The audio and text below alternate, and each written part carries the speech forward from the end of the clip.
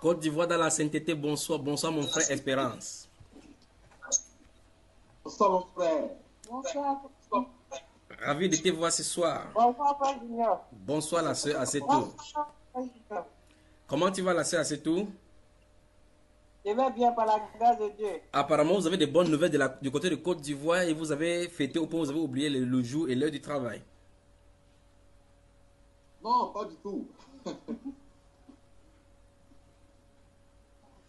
Ben, il est plus de 55 minutes. Pourquoi vous n'avez pas commencé alors? Mon frère était connecté, mais on attendait. Ah, donc vous attendez les autres. Quand toi tu es connecté, pourquoi tu ne dis pas aux autres que frère, nous sommes prêts? Vous êtes où? Tu es seulement là, tu causes avec madame, vous causez en famille, quoi. Non, dans l'attente de vous avoir, on attend. Non, ça veut dire que vous attendez que les autres se connectent pendant que les autres sont en attente que vous aussi vous connectez. Donc, normalement, quand quelqu'un est connecté, il dit que les frères, vous êtes où? Nous sommes en retard. Mhm.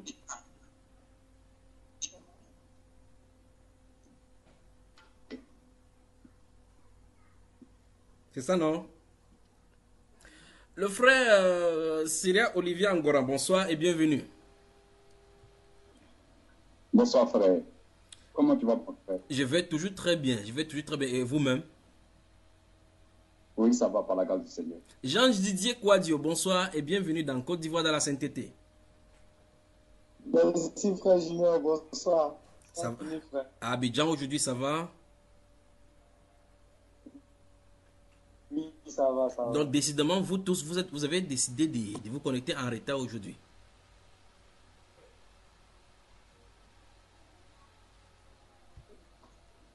Oh, bon, pas évidemment, moi actuellement je suis encore au travail. Ok. Je suis pas encore d'ici. Là, il y a des excuses spirituelles. Ouais. Ce sont des excuses spirituelles. D'autres sont allés essayer les bœufs. D'autres viennent de se marier. Ils ne peuvent pas se connecter. D'autres, il est du côté de Abidjan. Là, on a demandé des déguerpis. D'autres sont allés assister des sinistrés. D'autres ont des problèmes de perturbation des réseaux parce que les intempéries ont coupé le courant électrique, ainsi de suite, ainsi de suite. De toute façon, bonsoir et bienvenue dans Côte d'Ivoire dans la sainteté. Bonsoir, mon frère. Bonsoir, Frère Junior. Je suis à votre service ce soir encore. La sœur, c'est tout. Comment tu vas déjà?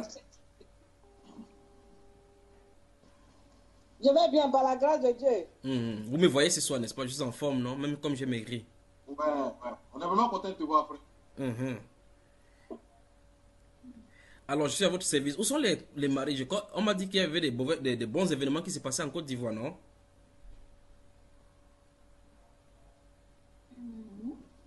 Le frère Didier Kouadio, c'est toi qui t'es marié? Non, non, c'est le frère Niaouré. Ah, le frère Yaoré. Il a dit dans le livre de Lévitique, lorsque les gens sont mariés, ils ne doivent pas aller en guerre. Donc, c'est pour ça qu'il n'est pas venu ce soir travailler avec nous, quoi. C'est pas évidemment. Donc, ils sont où? Les autres font des gentils qui vont en marche. Le frère Olivier, on ne t'a pas suivi. Non, je disais que tout à l'heure que je les ai eu au téléphone, Oui. ils m'ont fait comprendre qu'ils vont nous prendre en marche. Qui vont nous prendre en marge. De toute façon, on les attend ici des pieds fermes. Mais comment tu as pu appeler pour déranger les jeunes mariés? Pourquoi tu troubles les quiétudes?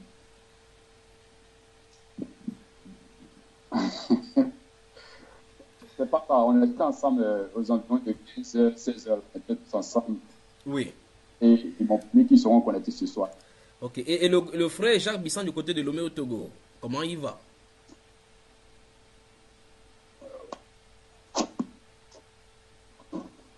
Mon frère, Bon, je dis, tout à l'heure, il était connecté. actuellement, il est toujours connecté. Hein. Ok, mais de toute façon, c'est sûr que peut-être il a cru que c'est autant universel que nous avons travaillé. Bon, maintenant, je pose la question. Avez-vous des préoccupations depuis? Et j'ai vu votre travail au sujet des lancements que nous avons fait du côté des États-Unis. Vous avez fait un travail excellent. Je crois qu'on va y revenir là-dessus. Et vous allez faire le récapitulatif tel que vous avez fait sur le forum et pour que d'autres en profitent dans le monde entier. C'est très excellent. Que Dieu vous bénisse. Que Dieu vous bénisse. Amen. Ça montre que le vent qui va souffler en Côte d'Ivoire sera trop fort. Vous êtes trop fort en Côte d'Ivoire. Amen. Donc, j'ai pris le temps. J'ai pris le temps de vous lire et j'ai vraiment vu que vous avez beaucoup travaillé et très bien travaillé de toute façon. Très bien travaillé. Que Dieu bénisse. Et que Dieu bénisse encore le frère Jacques Amen. Bissan du côté de Togo. comme quelqu'un l'a signifié, c'est vraiment un scribe béni des dieux. Amen. Voilà. Amen. Amen. Donc, même si je ne suis pas présent avec vous, je vous lis, je vous suivais. Chaque forum, je vous suivais. Je suivais tout ce que vous faites, tout ce que vous dites. D'accord? Amen. Merci, mon frère. Oui. Merci beaucoup. Alors, dites-nous, qu'est-ce qu'on fait? Avez-vous des préoccupations ce soir?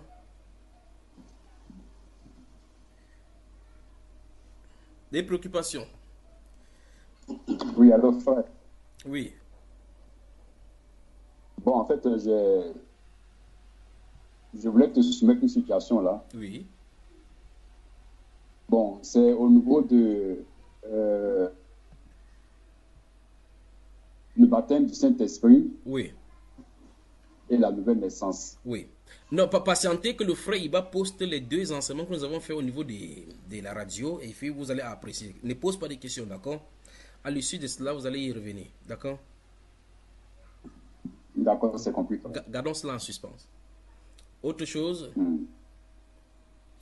Il y a une autre chose aussi, c'est dans Genèse chapitre 3. Oui. Le premier verset de Genèse chapitre 3. Oui. Bon, Le serpent était le lorsque plus j'ai lu rusé, ce oui. passage-là, il est dit que le serpent ancien était le plus rusé De tous les animaux des de champs tous que les l'Éternel animaux Dieu avait fait. des champs que l'Éternel Dieu avait fait. Oui. Voilà. Bon, quand j'ai essayé de pousser ma réflexion, je me suis dit, mais entre le serpent, est le plus rusé de tous les animaux des champs. Alors, il dit que lorsque Dieu a créé Adam et Ève, il a mis Adam et Ève dans un jardin qu'on appelle le jardin d'Éden. Oui. Mais ici, on nous fait comprendre que le serpent était le plus rusé des animaux des champs. Oui. Donc, je me suis dit que est-ce qu'il n'y avait pas deux espaces Oui. à la création? Oui. Et qu'en plus du jardin d'Éden, il y avait un autre espace qui était appelé les champs. Non, je pose la question justement parce que ça pose une question. Où est-ce que l'homme a été fait? L'homme a été fait d'abord dans le spirituel en tant qu'esprit. Non, Et il parle a été de mis dans l'homme un chair. élément de Il chair parle de l'homme chair. Où est-ce qu'il a été fait? dans le jardin d'Éden. Tu es sûr, mon frère? C'est ce que ta Bible dit? Bon, il a été fait de la poussière. C'est-à-dire que le Seigneur a pris La poussière, il a pris la fait poussière. former l'homme. Il a pris la poussière ou dans le jardin ou hors du jardin? Hors du jardin. Tu es sûr que c'est hors du jardin, frère, ou c'est dans le jardin? Puisque on dit que l'homme, quand il a fini de faire l'homme, quand il a fini de former l'homme, il a mis l'homme dans le jardin. Voilà, donc il a placé dans le jardin, n'est-ce pas? Donc, ça suppose que, Et- voilà, et donc ça suppose que l'homme a été fait hors du jardin et il a été mis dans le jardin Voilà. après sa formation. Donc ça veut dire clairement que le jardin c'était un endroit géographiquement de façon spécifique. Ce n'est pas toute la terre qui est appelée jardin, c'est un endroit, un lieu spécifique. Oui, il ferait. Et on a délimité ces jardins-là, appelés jardins d'Éden, avec 4 fleuves qui coulent. Tout à fait, frère. Voilà. Donc le jardin était un spot spécifique dans une zone géographique sur la terre, pas vrai? Tout à fait. Voilà. Alors, quand il dit le serpent était l'animal le plus rusé de tous les animaux des champs que Dieu a fait, souviens-toi que, et souvenez-vous, que le prophète Moïse écrit ceci longtemps, plus de 3000 ans après que ce soit passé. Oui, frère. Voilà. De la même façon, comme il écrit, si vous lisez le livre de Genèse chapitre 3, le verset 20, il dit effectivement que l'homme donna à sa femme le nom d'Adam, quoi, le nom d'Ève, parce qu'elle fut la mère de tous les vivants qui sont sur la terre. Quand il parle de tous les vivants, il a compris, il comprend ça. Je pense que la période qu'il a écrit, il y a beaucoup d'autres témoins sur la terre. Il dit tous les vivants qui sont sur la terre, c'est sa maman. Vous voyez cela? Mais si le livre est écrit à l'instant où il n'y a que 2 êtres, ça sera impossible d'écrire tous les vivants parce qu'il n'y a pas de vivants sur la terre à ce moment-là. Je ne sais pas si vous comprenez. Parce qu'il écrit ça avec Oui, une on arrière, comprend, avec une période passée dans le présent. Je ne sais pas si vous comprenez. Donc il relate une histoire du présent dans le passé. Ou bien du passé dans le présent. C'est donc pour cela qu'il peut parler. Maintenant, si vous écrivez par rapport à ce qu'il a fait étant en 2018, vous ne direz pas de la même façon. Le scénario ne sera pas le même comme c'est la personne qui voit, il les fait les œuvres et apprécie. C'est pour ça qu'on parle de biographie. On parle de biographie avec des backgrounds, il peut avoir des appréciations là-dedans. Alors quand Moïse dit, c'est Moïse qui l'a écrit, souvenez-vous, et que Dieu l'a amené en Arabie là-bas, alors qu'il lui indiquait exactement tout ce qu'il avait fait dans la création, il lui dit écrit. Et il a écrit ce qui était nécessaire pour nous. Mais dans le cas, il dit le serpent était l'animal le plus rusé de tous les animaux des champs que Dieu a fait. Ça veut dire que parmi tous les animaux que vous voyez dans les champs maintenant. D'accord, frère? Oui, Voilà, tout à fait. comme Ouais. on constate dans les champs maintenant, la personne a décrit dans un présent où, à ce moment où il a été créé, ce n'est pas le même circonstance parce que ici maintenant, nous nous trouvons dans le développement du péché, alors que là, à ce moment-là, il n'y a pas le développement du péché qu'il avait créé. Donc les animaux qui se trouvent dans les champs maintenant, tous les autres, parmi tous les animaux que vous pouvez distinguer dans les champs, le serpent était le plus rusé, dit le Seigneur. Alors, mais dans le circonstance où ils ont été créés en cet instant-là, s'il écrivait en cette circonstance, il ne dirait pas comme ça, parce que tout est parfait. Il n'y a pas des piquants, il n'y a pas des roses avec des épines en ce moment-là. Il n'y a pas de buissons ardents en ce moment-là. D'accord? Il n'y a pas de chardons en ce moment-là. Il n'y a pas de ronces en ce moment-là. Donc si quelqu'un fait une narration en cette période-là, les ronces lui seront étrangers, les buissons lui seront étrangers. Alors, mais la personne qui a écrit, c'est qu'il écrit dans une perspective d'expliquer le parfait dans l'imparfait. D'accord, mes frères? Oui, c'est compris, frère. Que la grâce, la Côte d'Ivoire, je sais que vous savez très bien comprendre. Il y a des points que vous avez soulignés, et je remercie le Seigneur pour cela, pour l'esprit qu'il vous utilise. Il y a des points que vous avez soulignés en questionnant dans cet enseignement concernant sur le mariage de Jésus est compliqué, que vous avez étayé. Il y a des points que vous avez, les angles que vous avez soulevés, les plans de voix que vous avez soulevés, que je ne connaissais même pas de l'écriture. Ça va vous surprendre ça. Et là, ça m'a donné le sujet à réflexion. Je dis, waouh, mes frères, que Dieu vous bénisse. Ça va vous surprendre. Vous avez ouvert des pans de voile là-bas. Mais la grâce du Seigneur, c'est que quand vous ouvrez un pan de voile, je sais directement où ça amène. Vous voyez, quand vous ouvrez une porte, je sais exactement où ça amène directement dans les Saintes Écritures. Donc, merci beaucoup. On va y revenir. Je crois que lorsqu'on va épiloguer là-dessus, on va passer des semaines et des semaines parce que le mariage de Jésus est effectivement compliqué. Vous voyez, parce que j'ai vu comment vous avez pris le type de l'épouse de la nation, ainsi de suite avec Joseph. Dit oui, c'est très bien ça. Très bien travaillé. Très bien travaillé. S'il fallait donner les diplômes de fin de formation d'études bibliques, je vous aurais donné. Vous voyez, s'il fallait vous donner les diplômes de fin d'études bibliques, je vous aurais donné. Mais c'est chez les églises de Assez tout qu'on donne ça.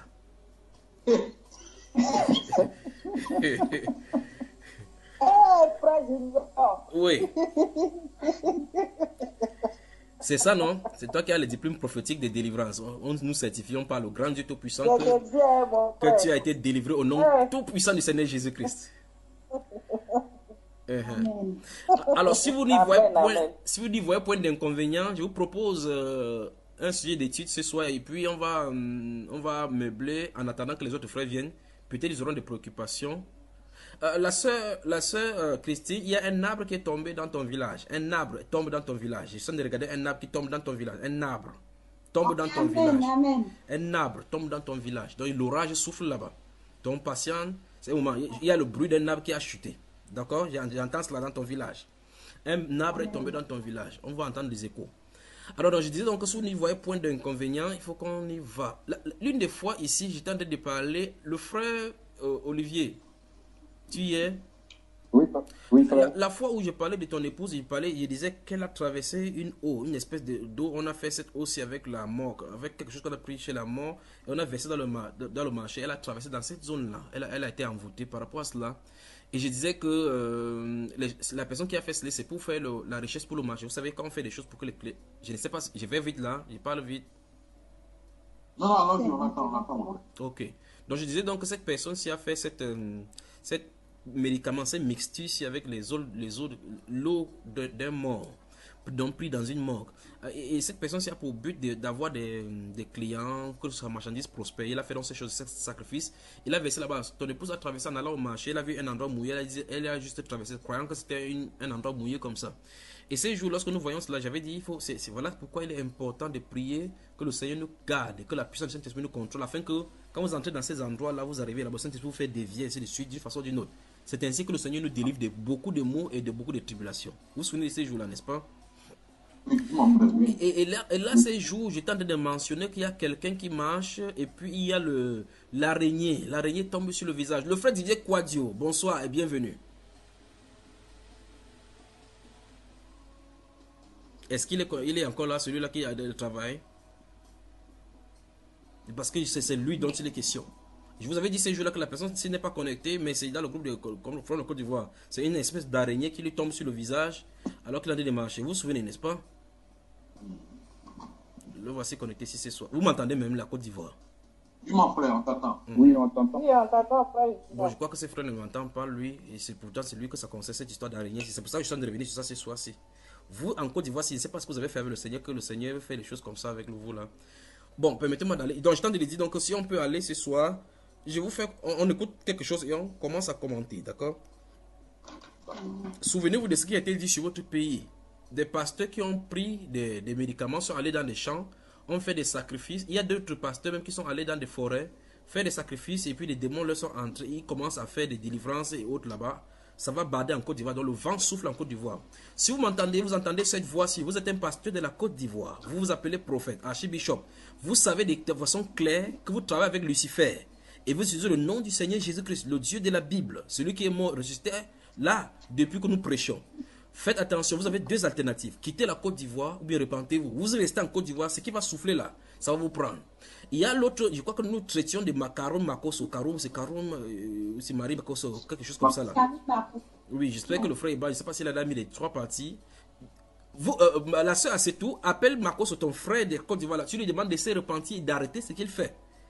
D'arrêter ce qu'il fait parce que Dieu va l'exposer bientôt. Il faut qu'il se repente. Il faut pas que la honte de sa nudité soit vue. Bon, de toute façon, si vous êtes prêts, on va commencer.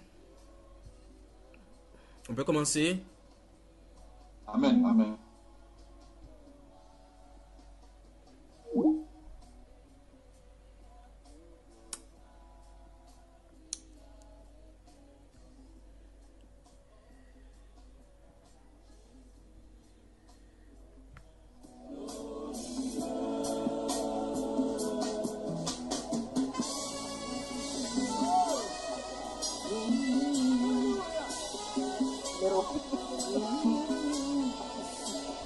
C'est pas son numéro. Tu n'as pas le numéro de Caro Makoso, Camille Makoso. Tu sais que depuis qu'il est là en Israël, il a changé. Non, il parle bien, il ne gifle pas les gens. C'est au Cameroun seulement qu'il avait giflé une femme. Bon, de toutes les façons, on peut commencer les frères. Amen. Prenez un stylo. Frère Junior, Oui, ma soeur. il y a une question à te poser. Ça fait 2 mois. Oui. Je rentrais de chez moi là, sur la route. C'est tout à l'heure, quand tu as parlé de la fête de l'araignée là. Oui. Il y a eu un problème comme ça en route. Oui. Donc, j'ai vu les filets de l'araignée qui est venu par mon visage. Oui. Donc, j'ai coupé, puis j'ai commencé à parler quoi. Tu as commencé à parler que j'envoie le sang de Jésus. Je bois le sang de Jésus pour Non, je n'ai pas dit ça. Tu as dit quoi? Je n'ai pas dit ça. J'ai dit, si c'est à cause de moi que j'avais mis ça, que tout cela est sous.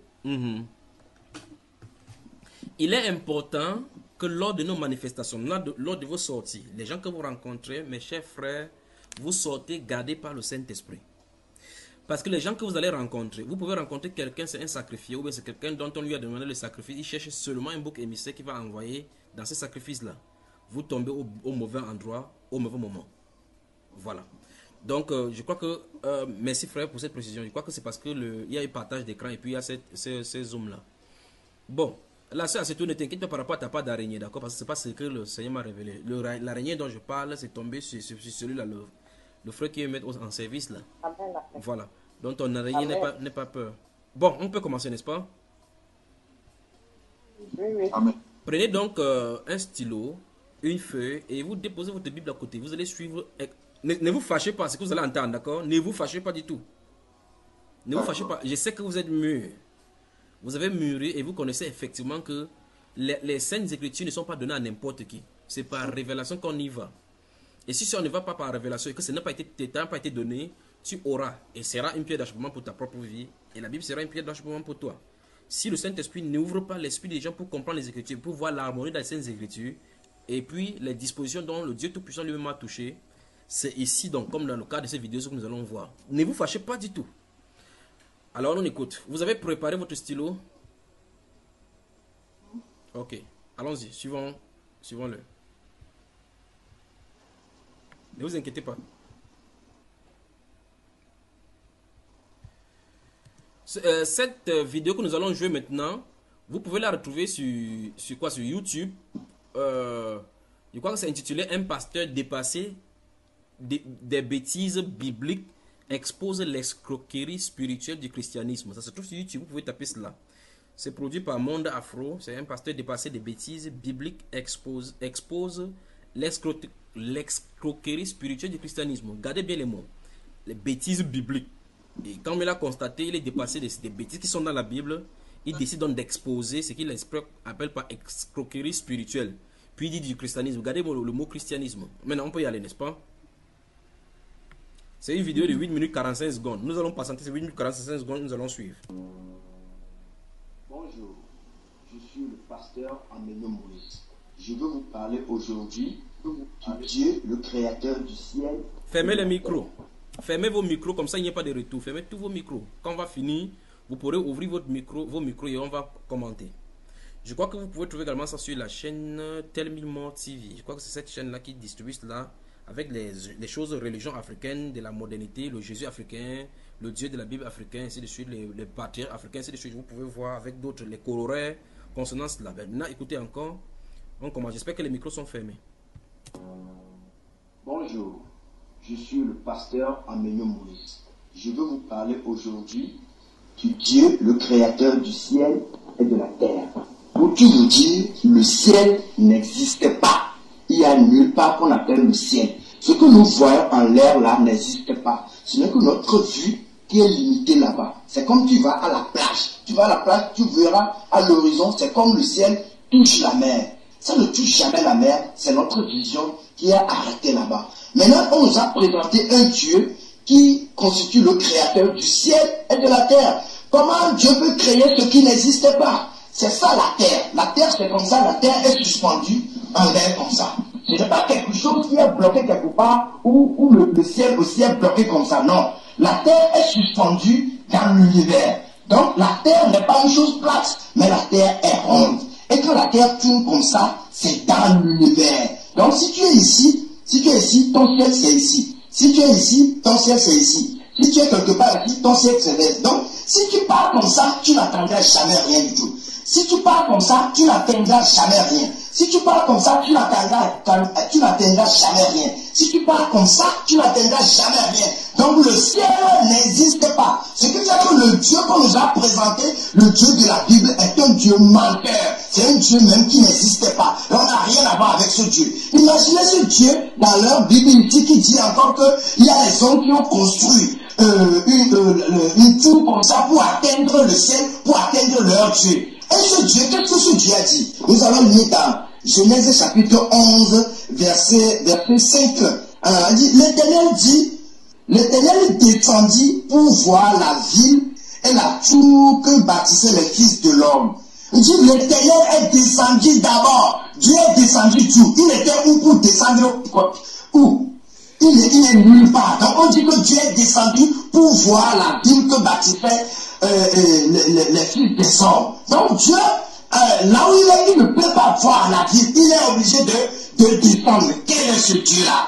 C'est un Dieu qui n'est pas omniprésent. Donc il ne peut pas voir partout. Il n'est pas partout en même temps. Donc l'Éternel dit, voici, ils forment un seul peuple et ont tous une même langue. Et c'est là ce qu'ils ont entrepris. Maintenant, rien ne les empêcherait de faire tout ce qu'ils auraient projeté. Allons, descendons et la confondons. Maintenant, l'Éternel dit, ils vont descendre maintenant pour pouvoir confondre la langue des hommes. Donc l'Éternel, là où il est, le ciel qui n'existait pas, le ciel qui n'a jamais créé, il est quelque part là-bas pour eux. Quel est ce Dieu qu'on nous a imposé? Un Dieu de folie. Nous n'avons pas besoin de ce Dieu de menteur. Et nullement encore son fils. Son fils a aussi nul que lui. Lisez encore dans le livre de Genèse toujours, Genèse 18, verset 21. Vous allez voir là-bas. Et c'est pourquoi, attendez, c'est pourquoi je vais descendre. Je verrai s'ils ont agi entièrement selon le bruit venu jusqu'à moi.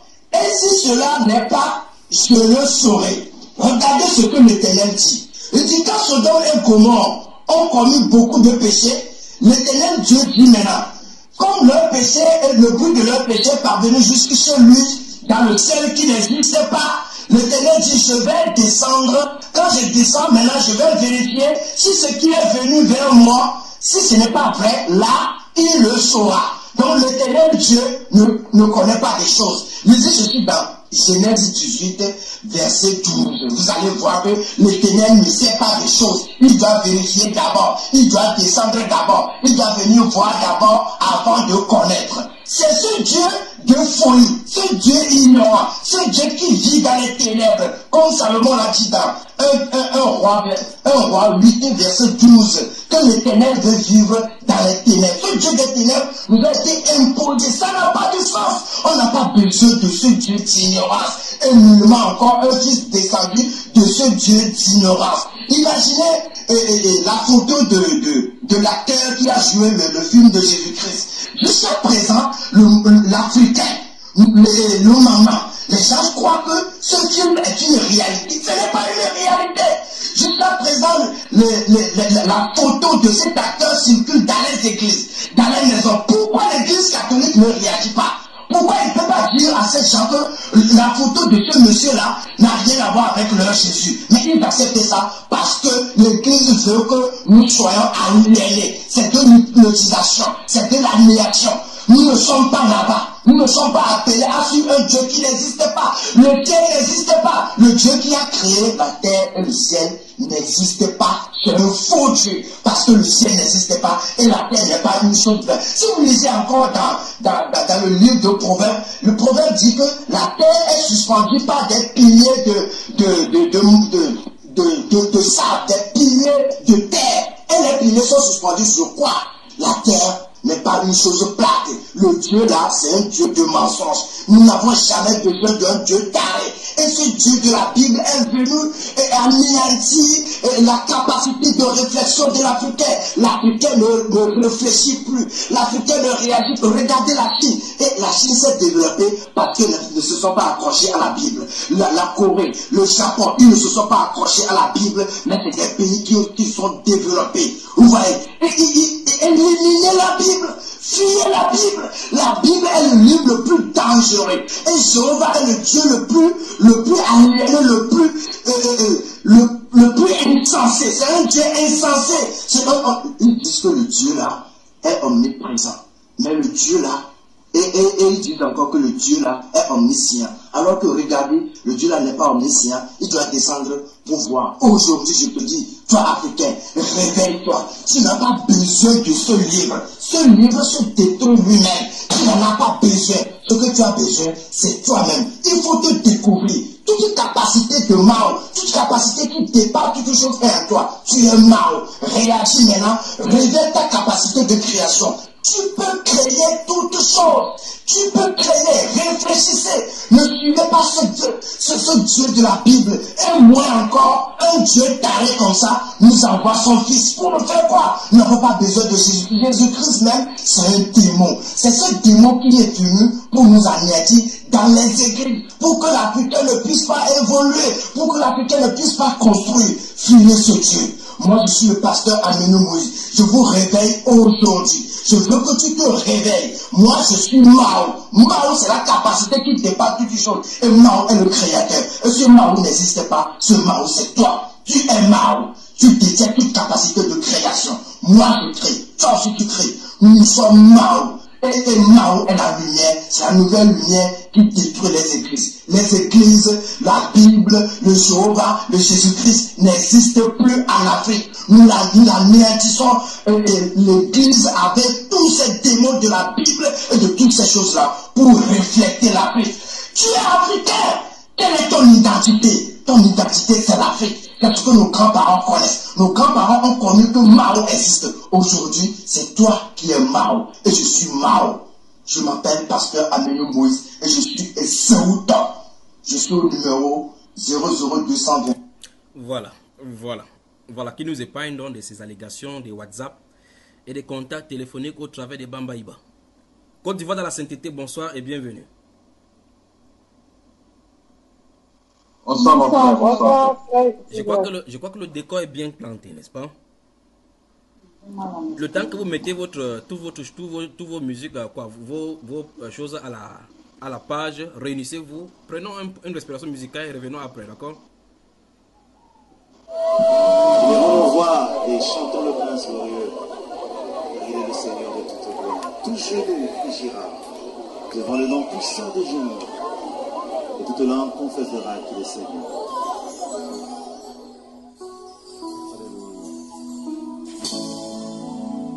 Merci Seigneur. Ce moment précieux.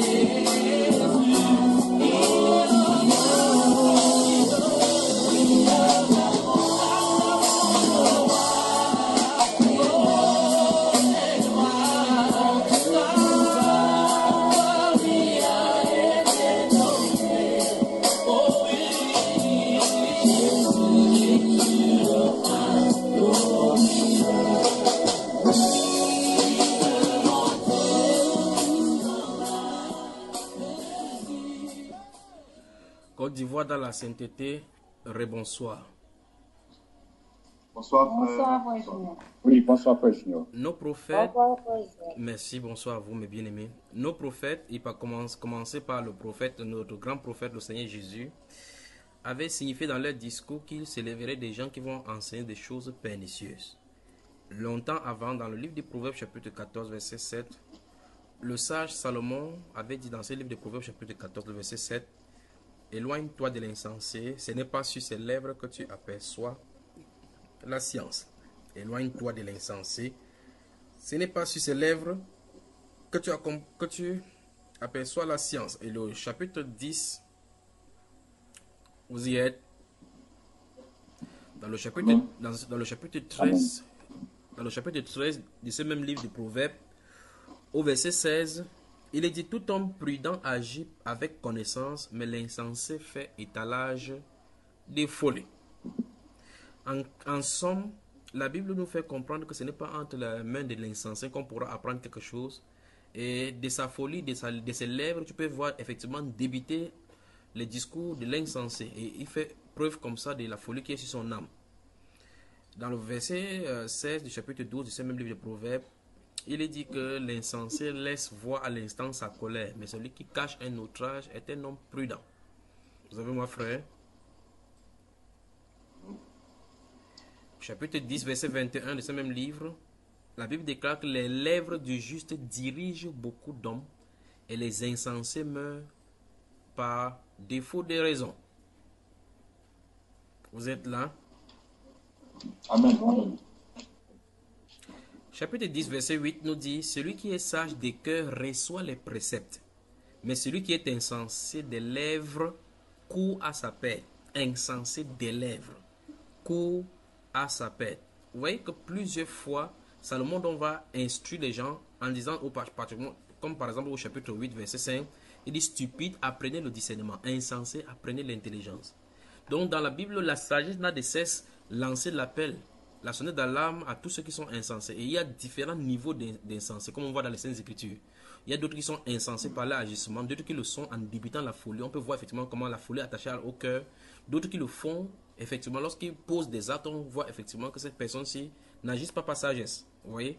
Or, la Bible dit clairement que le calme prévient de grands péchés. Vous voyez? Et la Bible déclare également que la bouche qui parle trop ne manque point de péché. Et vous pouvez donc voir ce qu'il en est maintenant.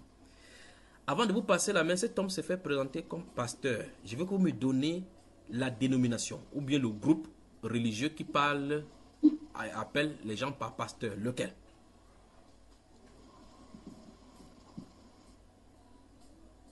Vous avez suivi Les chrétiens. Les chrétiens, le christianisme, n'est-ce pas? Oui. Alors, donc, on a un problème ici dès la base des présentations. Il s'est fait appeler par pasteur Moïse. Donc pasteur Mosé. Et c'est de la Bible que ça se tire. C'est terrible. Il s'est fait parler à pasteur. Il n'y a pas de pasteur en dehors des Saintes Écritures. C'est le christianisme qui révèle le caractère pastoral. Le christianisme, comme il en a dit. Je reste dans le caractère christique, ou mieux que le christianisme, de ce qu'il en a dénoncé. Le cadre chrétien, c'est un autre. C'est pour ça qu'il dit que il souligne dans le vidéo le christianisme. Et on épilogue sur le christianisme parce qu'ils n'ont pas attaqué les chrétiens. Il a attaqué Christ, attaqué le Fils, attaqué le Seigneur. On va parler de cela, Dieu voulant. Mais le christianisme est la base et la lutte. Mais cette base de christianisme est ce qui lui a pondu son titre. Vous voyez qu'on a un problème. Alors, quand tu vas dans la sainteté, je vous passe la main. Prenez la parole à votre guise. D'accord.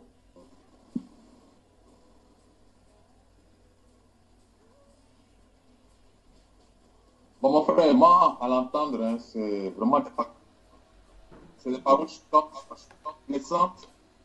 Laisse là. Parce que vraiment, la vie des choses méchantes. Je ne sais pas si c'est par ignorance ou bien c'est par orgueil. Il ne peut pas insulter le Seigneur Jésus-Christ, insulter Dieu et dire que la Bible est le livre le plus dangereux et en même temps, il utilise la Bible pour pouvoir se présenter donner des passages bibliques pour pouvoir contredire ce qui n'y est pas. Bon, allons à la base. Bon, Allons à la base. Le principe qu'il a d'utiliser est notoire et scientifiquement démoniaque. Ce principe veut qu'on retire de l'huile sur le porc pour faire frire la viande du porc. Parce que dans la viande du porc se trouve la graisse. Et on peut retirer cette graisse-là pour faire extraire et puis faire frire le porc. Donc il peut aller dans la Bible pour prendre la Bible pour contredire la Bible. C'est le principe.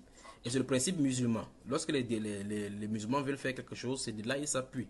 Lorsqu'ils veulent prouver que Mohammed est dans la Bible, ils parlent de la Bible. Pour prouver que Jésus n'est pas le Fils de Dieu, c'est dans la Bible qu'ils prennent. Pour prouver qu'il n'est pas ressuscité, c'est dans la Bible qu'ils doivent automatiquement s'appuyer sur cela pour essayer de confondre ceux qui ne sont pas appuyés sur les Écritures.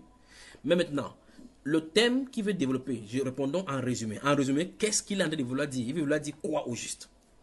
Je pose la question à toi, frère Paul Espérance. Qu'est-ce que ton homologue pasteur, mais de l'autre côté branche, veut prouver aux yeux du monde? En résumé. Pas en deux, pas en quatre mots. Qu'est-ce qu'il veut dire en résumé? Il veut dire quoi? non, il veut dire que Dieu n'existe pas. Stoppons donc là-bas, c'est bon. Il veut dire que Dieu n'existe pas. Maintenant, ouvre ta Bible. Dans le livre des Proverbes, chapitre 14, tu lis le verset 1. Et tu lis ça à plusieurs reprises pour qu'on puisse comprendre ce qu'il est dit. Ce qui était écrit longtemps avant que cet homme-là ne naisse.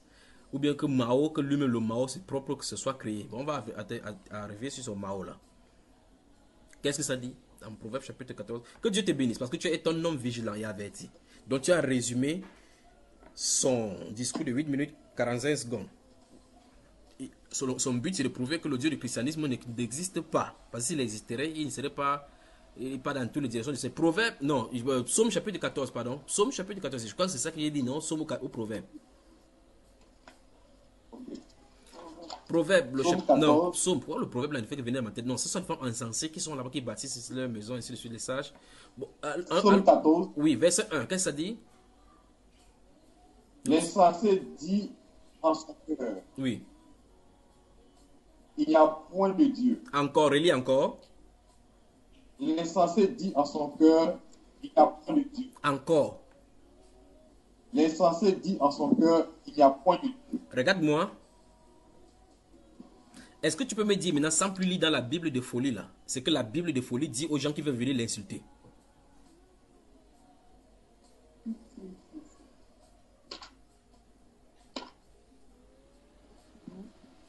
Tu m'as suivi, mon frère? Non, c'est pas bien complet la question. La Bible a déjà préparé ses gilets pare-balles contre toute attaque et toute velléité de l'ennemi, n'est-ce pas? Longtemps avant que ce monsieur, s'il vient faire sa vidéo pour prouver que Dieu n'existe pas, comme tu as si bien résumé, la Bible avait déjà dit de lui quoi? En l'appelant quoi? L'insensé. Parce que la Bible elle-même savait que cet homme-ci viendrait dire que Dieu n'existe pas, n'est-ce pas? C'est ça, lui. Et la Bible lui a dit quoi? Donne-lui la Bible. Dis-lui que monsieur Moïse, la Bible t'avait appelé quoi? En disant, cite l'écriture contre lui. Monsieur Moïse avait déjà dit qu'il y aurait quelqu'un qui dirait que Dieu n'existe pas. Celui-là est insensé. Donc en clair, il est insensé. C'est un titre des Saintes Écritures, c'est pas toi, n'est-ce pas? Parce que si tu dis comme ça que tu es insensé, va dire que ta Bible dit clairement que celui qui appellera son frère insensé est mérite d'être puni par le Sanhédrin. donc, la Bible ne doit pas être punie par le Sanhédrin parce que c'est la Bible qui l'a appelé. Vous voyez? La Bible en fait met des points, des garde-fous comme ça pour protéger ceux qui font confiance aux Saintes Écritures. L'apôtre Paul dira a dit comment ça s'appelle, à Timothée que tu connais les saintes lettres qui peuvent te rendre sage à salut. Vous voyez cela? Dès la naissance, tu connaissais une lettre. C'est les Saintes Écritures. Ils connaissaient cela.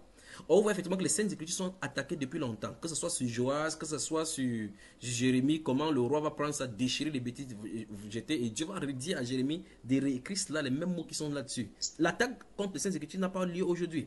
Mais celui-ci, c'était un protagoniste, c'était un prototype même de l'insensé. Qui non seulement s'est fait appeler pasteur, mais il dit qu'il n'est pas il est hors du christianisme. Il a détruit la Bible. Il a failli dire au nom de Jésus, qu'il s'est souvenu qu'en réalité, il a de combattre au nom de Jésus. Mais comme il n'a pas une autre exclamation, il sait qu'on ne peut pas chasser le démon au nom de Satan. Il s'est exclamé et il s'est arrêté là. Maintenant, alors la Bible dit, l'insensé dit en son cœur, il n'y a point de Dieu.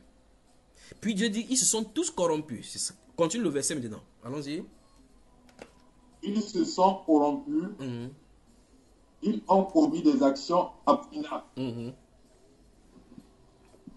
Il n'en est aucun face de. Pas même un seul. Voilà, je crois que votre connexion n'est pas bonne. Je ne sais pas pourquoi c'est comme ça. Quand ça lit avec les interruptions, là, ça me dérange. Alors, moi, je ne sais pas, quand je parle, vous entendez de façon fluente. Il n'y a pas des interruptions. Voilà. Alors, la Bible dit dans Psaume chapitre 14, verset 1, il y en a plein dans les Saintes Écritures qu'on pourrait placer contre celui-là.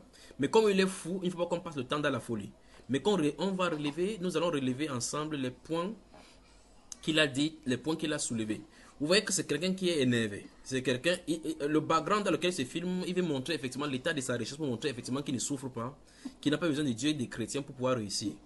Après, il ressort en disant que, et il regarde très attentivement, c'est pour cela qu'il faut faire attention avec des philosophies injectées au milieu chrétien. Et très souvent, les chrétiens l'appellent et le disent sans s'en rendre compte qu'ils sont dans la philosophie diabolique. Et c'est ce que cet homme a traduit à la fin de son discours en appelant cela Mao. Il a dit, Mao, c'est toi. Révélez en vous le pouvoir créateur. Vous pouvez créer. Mais, essayez de l'appeler avec son numéro. Vous lui demandez, monsieur, montre-moi une seule chose que depuis que tu t'es rendu compte que tu es Mao, que tu as créé, qui avantage les Africains. Une seule. Essayez de lui poser la question qu'ils disent là. Tous ceux qui disent que nos rêves africains, on va toucher le cadre de la Chine, du développement dont tu en as parlé. Mais le thème création, c'est un grand thème qu'il ne faut pas toucher avec, il faut toucher ça avec parcimonie. Alors lorsqu'il dit qu'il est créateur, vous voyez à qui il a de se confronter, n'est-ce pas? Déjà, il a anéanti le créateur, il a démystifié le créateur en disant qu'il n'existe pas, encore moins son fils. Prouver que c'est faux en prenant les passages qui n'existent pas, qui ne veut pas dire, qui ne comprennent pas d'abord ce que ça dit. C'est faisant par le pasteur selon cette même Bible. En se nommant d'un Moïse qui libère aussi, parce que le Moïse de la Bible libérait, on l'a prénommé Moïse. Il n'est pas allé comme les autres en disant que je m'appelle plutôt Kurunziza, Kasumba, Mwemba, Yamba, Yamba. Mais il a quand même pris un nom biblique. Il a accepté cela en acceptant des titres bibliques en voulant combattre la Bible. Alors cet homme-ci est possédé. Il ne faut même pas parler longtemps pour lui. Voilà. Alors cet homme, il dit à la fin, écoutez très attentivement son discours, il dit que je suis Mao, tu es Mao. Mao c'est toi, Mao c'est moi, nous sommes tous des Mao. Vous entendez cette terminologie-là en milieu chrétien, en milieu chrétien, des chrétiens. Vous entendez quelqu'un dire Dieu c'est qui? Dieu c'est toi, Dieu c'est moi, puisqu'on ne voit pas Dieu. Vous voyez, par ce langage, on rejette Dieu sans le savoir. Vous voyez? Il ne sait pas si vous saisissez. Et puis, ce style de langage, nous sommes versés dans nos conversations quotidiennes. Vous entendez quelqu'un dire que la nature l'a voulu ainsi. La nature n'a pas une volonté propre. La nature est commandée par un être pensant qui commande les événements qui existent. Ces événements existent selon sa volonté à lui. Vous voyez, cette terminologie, la nature l'a voulu ainsi, c'est une philosophie diabolique qui, de petit à petit, entraîne les gens à régner Dieu sans s'en rendre compte. Et c'est pas ce que vous saisissez. Il y a plusieurs terminologies philosophiques qui semblent être logiques, semblent être spirituelles, semblent être même christiques, même chrétiennes, même bibliques, mais en réalité c'est anti-biblique, et parce que ça renie le principe même du divin. Lorsque quelqu'un dit Dieu c'est toi, Dieu c'est moi, Dieu n'est pas un être humain. Dieu ne doit pas se comparer à nous. Nul ne peut être comparé à lui. Nous sommes ses créatures, il est Dieu. Il y a un Dieu. Et nous sommes ses créatures. Nous ne sommes pas Dieu. Il n'est pas nous. Nous ne sommes pas lui. Il est lui, nous sommes nous. Mais il veut une portion, donner une portion de lui à nous, afin que nous comprenions ce que lui, il veut de nous. C'est ce que Dieu est. On appelle donc ça la réconciliation. Et c'est ce que son fils Jésus est venu faire. Amen. Amen.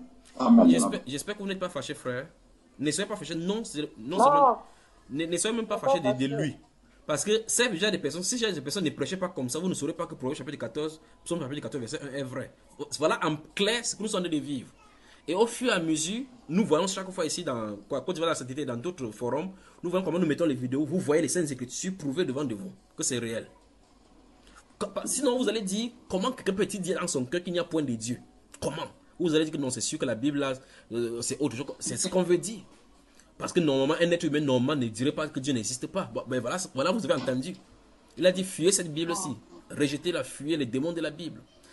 Donc les Bibles, comme on chasse les démons chez les gens, en chassant les dieux africains, les démons des Africains, là, c'est eux qui disent maintenant que c'est la Bible qui est démon. Et la Bible déclare que malheur à ceux qui appellent mal bien et bien mal. Les voilà. Donc ce n'est qu'une preuve de la véracité des Saintes Écritures qui sont en train de régner.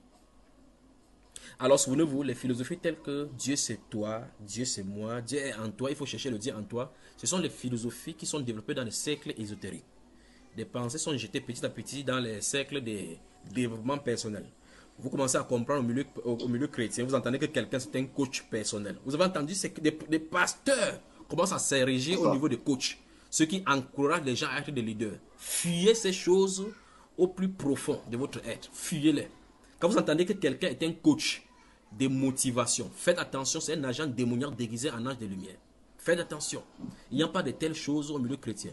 Ces choses de la contemplation, de la morale ou bien de l'intellect, ce n'est pas notre domaine là-bas. Notre domaine, c'est être guidé par le Saint-Esprit, pas par un coach humain, pas par un gourou. Que non.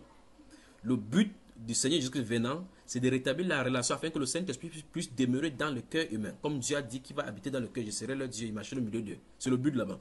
Mais aujourd'hui, se trouve donc manifeste en milieu chrétien des personnalités qui se sont érigées en donneurs de leçons et en guides spirituels, non seulement en guides spirituels, mais qui font des trainings qu'on voit exactement dans les sectes exotériques.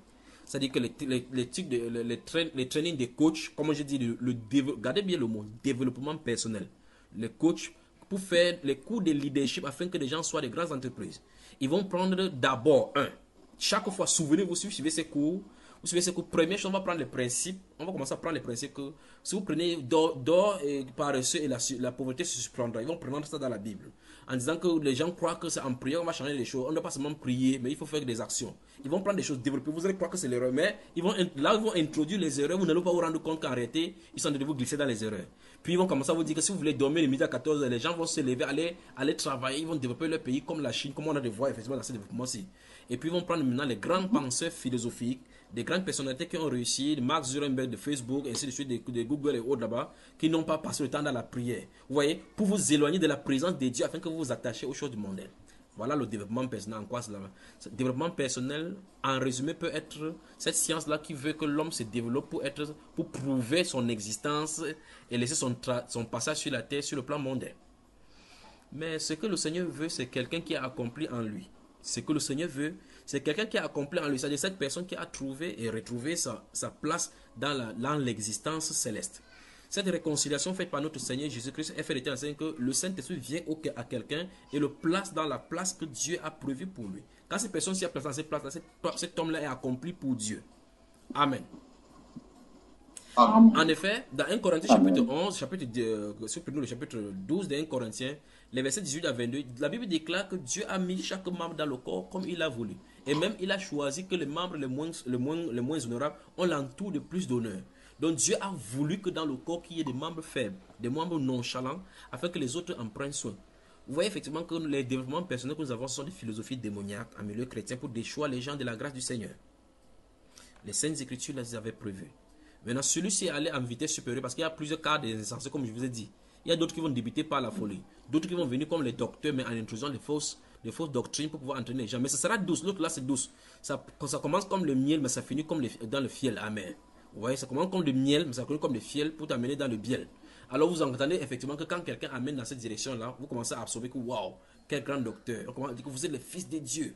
La révélation, Dieu attend, l'humanité attend les fils. Il faut que vous vous manifestez. Les fils ne se manifestent pas eux-mêmes. Quelqu'un doit les manifester parce que la terre a été soumise à la vanité. Pas par elle-même, pas par les fils, mais par celui qui lui a soumise. Donc cette personne qui a soumis la terre à la vanité, qui viendra changer cette vanité en revêtant la terre de la corruption par rapport à la voie des fils. C'est-à-dire par rapport au renouvellement. La terre doit être renouvelée pour que la vanité puisse y quitter. Maintenant, quelqu'un dit, il faut qu'on attende que les fils se révèlent. C'est à vous, levez-vous, vous êtes des fils. Levez-vous. Vous voyez, on est. Par conséquent, on commence à créer les parties de football, le football chrétien, les musiques chrétiennes, les rap chrétiens, les conseils chrétiens. Ils disent qu'ils vont faire comme ça pour influencer. Et jamais, personne, pendant qu'ils font ça, n'ont jamais compétit et dépassé même les mondains. C'est-à-dire les mondains n'étant pas avec l'esprit du fils, font avec l'esprit démoniaque et dépassent toujours la révélation des fils. Vous voyez qu'on est en mal, là, n'est-ce pas? On est en mal. Ces gens-là, malgré qu'ils sont, vous les voyez avec les posters soignés, d'autres disent qu'ils portent les montres Rolex de 5 millions de francs CFA, malgré qu'ils font comme ça, ils n'atteignent pas Mark Zuckerberg qui est un sataniste. Que lui passe le temps avec les jeans destroy. Vous avez remarqué son habillement. Un multimilliardaire en dollars.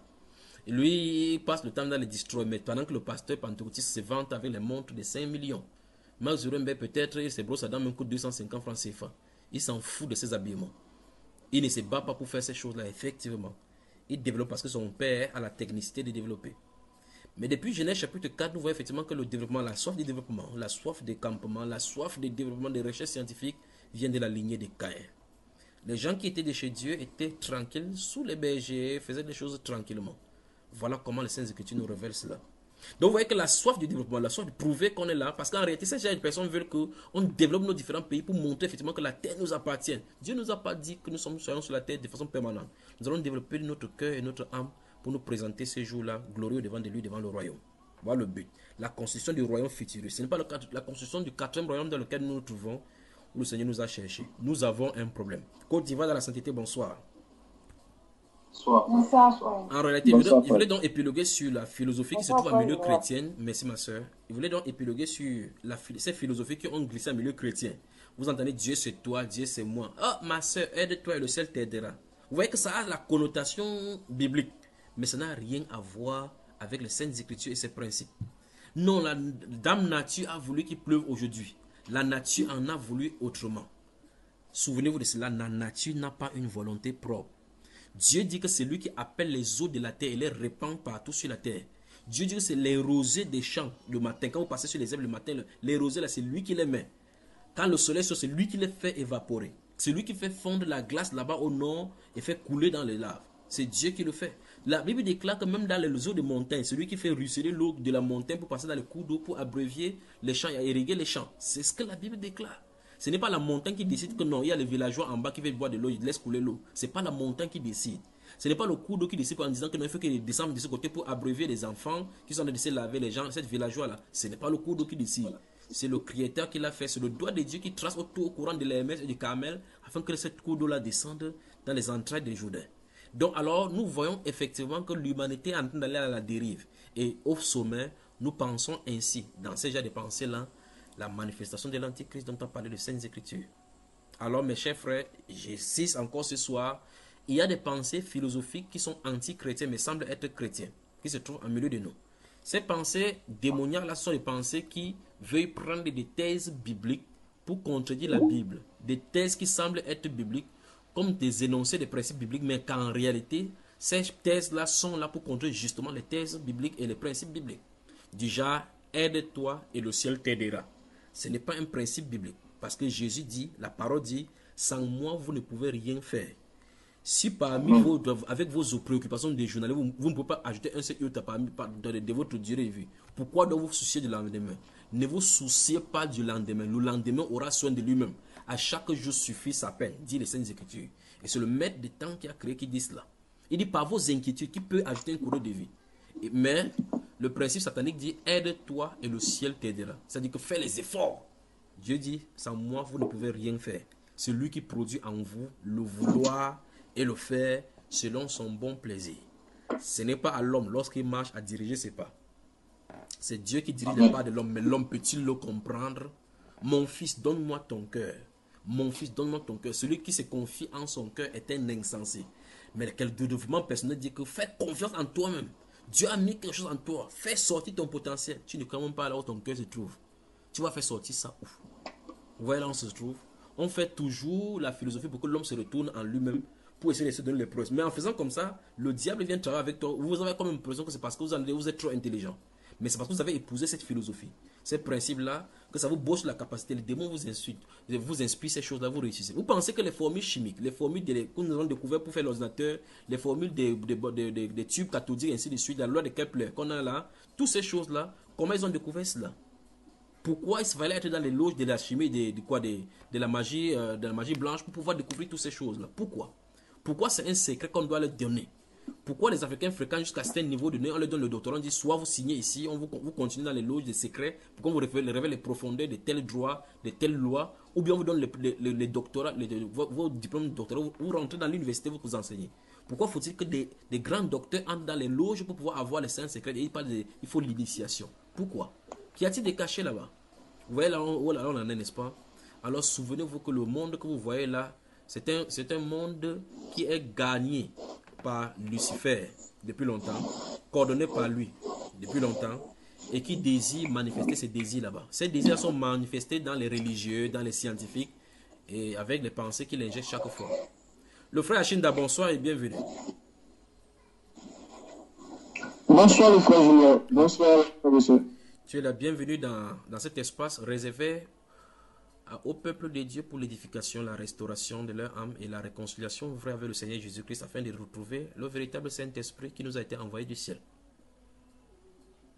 Amen. Ça arrive, ça arrive, ça arrive. Mais avant, vous voyez effectivement qu'il faut qu'on nettoie toutes ces zones d'ombre qu'il y a dans notre âme. Et au fur et à mesure, le Saint-Esprit nous montre les différents endroits qui ont handicapé notre relation avec lui. Lorsque quelqu'un a déjà ce style de pensée, aide-toi, le ciel t'aidera. Ma soeur, tu dors, ta vie dort. La vie appartient à ceux qui se lèvent tôt. Vous entendez de ces choses, n'est-ce pas? Que la vie appartient à ceux qui se lèvent tôt. Non. La vie est au Seigneur. Jésus-Christ est le chemin, la vérité et la vie. Il n'appartient pas à ceux qui se lèvent tôt. La vie appartient à ceux qui croient en elle. Parce que la vie est une personne. Vous voyez les philosophies, n'est-ce pas, frère?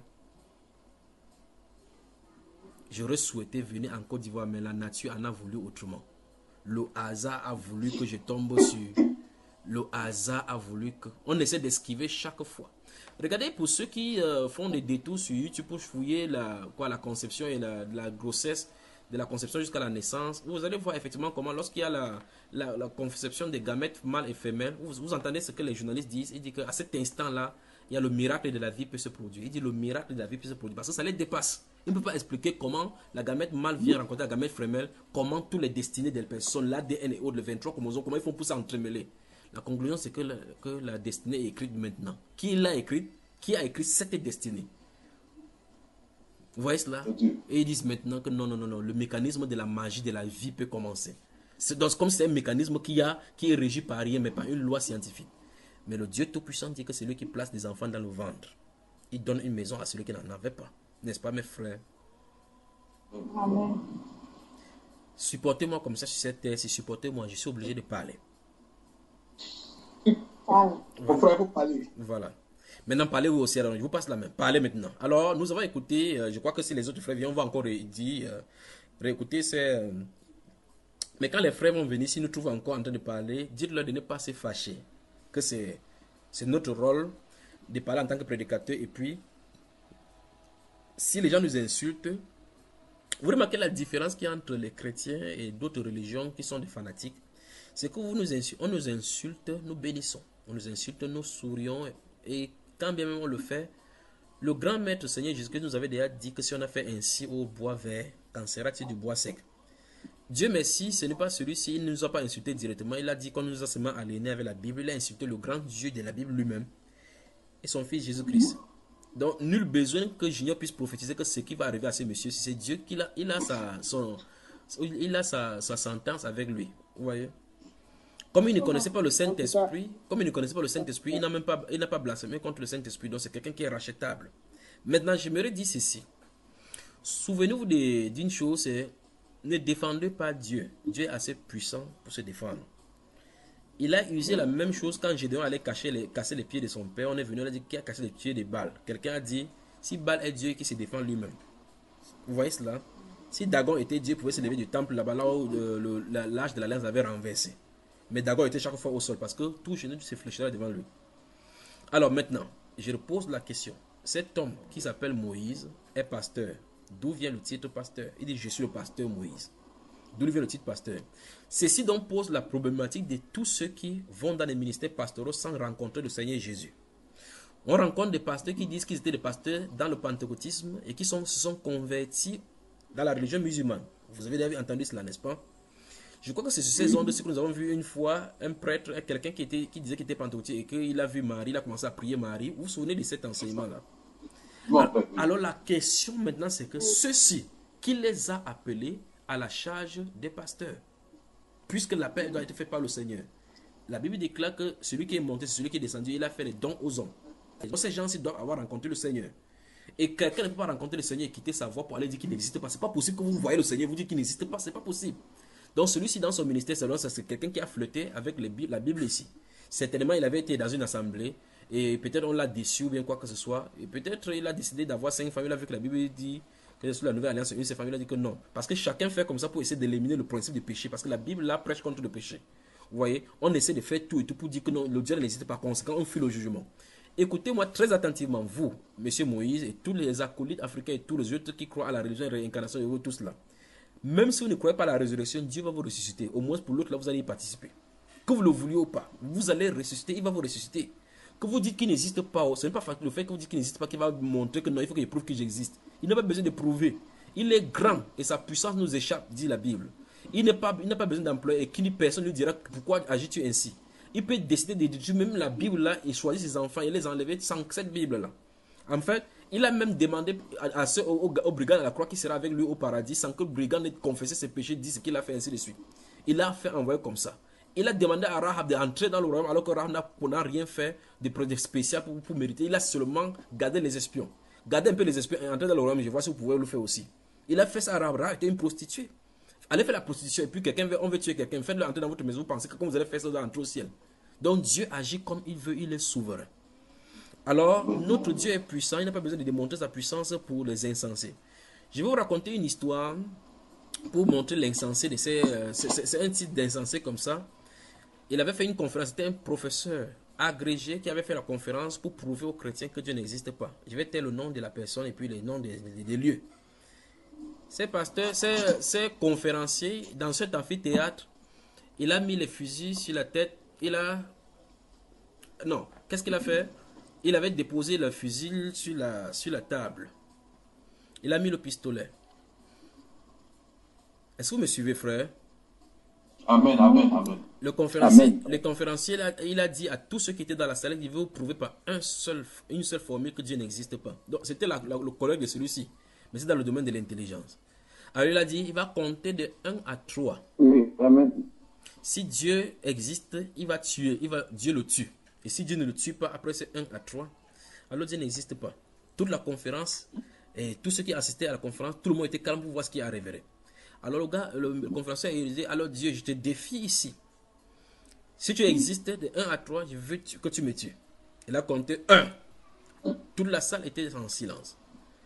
2. 3. Après quelques secondes, rien ne s'est passé. Il n'est pas mort, Dieu ne s'est pas manifesté. Il s'est levé, les gens ont applaudi. Il a dit, vous voyez, Dieu n'existe pas parce que s'il existait, justement comme vous le dites, il me tuerait. Alors, un simple chrétien est sorti de la foule, avancé vers lui, doucement, doucement. Tout le monde était debout. Il allait vers le policier. Un policier qui se tenait dans la salle, il dit, s'il vous plaît, remettez votre âme. On a dit, monsieur, si vous prenez cette âme, vous allez tuer quelqu'un, ce sera de l'homicide volontaire, vous allez condamner à mort. Il dit, remettez-moi votre âme. Il a remis son âme. Il a demandé au policier, est-ce que cette âme s'est chargée? Le policier a dit oui. Il a déposé devant le conférencier. Il s'est tourné dans la salle avec l'âme derrière lui. Il a dit, je vais vous prouver que ce monsieur, ce qui est derrière nous, n'existe pas. Il a dit, je vais compter de 1 à 3. Si ce monsieur me tue, c'est qu'il existe. S'il ne me tue pas, il n'existe pas. Alors il a regardé la conférence, le conférencier derrière lui. Il a dit 1, 2, 3. Personne n'a entendu la gâchette tirer. Il a dit, alors vous voyez, cher conférencier, ces conférenciers n'existent pas. Par conséquent, lui-même n'existe pas parce qu'il n'a pas pu me tuer. Après 3 décomptes. Puis il s'est tourné vers ce conférencier et dit, Dieu ne tue pas les fous. Amen. Fin de citation. Côte d'Ivoire dans la sainteté, bonsoir. Bonsoir frère, bonsoir frère. Je vous aime. Je vous aime. Je vous aime. Et alors qu'il sortait de la salle, les gens c'était sur une tollée d'applaudissements et le conférencier avait collé la sueur, il avait dû enlever sa cravate, il tremblait debout. Sa conférence venait de tourner en sa défaveur. Dieu n'a pas besoin de prouver les prouesses humaines, comme on dit, Seigneur, manifeste pour qu'on sache que tu es Dieu. Dieu n'a pas besoin de cela. S'il veut faire n'importe quoi, il le fait. La preuve en est que celui qui prie que Dieu fait comme ça, c'est lui qui t'a créé. Les situations que tu es en train de vivre, c'est lui qui a mis. L'insensé, c'est celui qui a mis pour prouver que sa Bible est vraie. Vous ne pouvez pas faire la conférence pour prouver à cet insensé que non, Dieu existe. Que vous devez te prouver que Dieu existe. On n'a pas besoin de cela.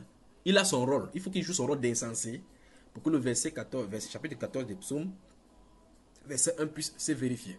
Amen. Le frère Achille, je suis sûr que tu te poses la question de quoi est-ce qu'on en est parlé. Qu'est-ce qui s'est encore passé ce soir, pas vrai? Oui. Effectivement. Alors, si pour mettre notre frère dans le bain, afin que vous réécoutez, vous aussi, et profilez encore vos questionnements et vos remarques, Quand tu vas dans la sainteté, permettez donc que je remette dans cet extrait de 8 minutes. Le frère Achida, je te préviens, ne te fâche pas, d'accord? Ne te fâche pas. D'accord, frère? Ok. Fermez dans le micro, s'il vous plaît, et puis qu'on écoute sans problème. Voilà, le frère espérant, prends un peu de l'eau, ça va te calmer vraiment les ardeurs. Que Dieu te bénisse. Amen, amen.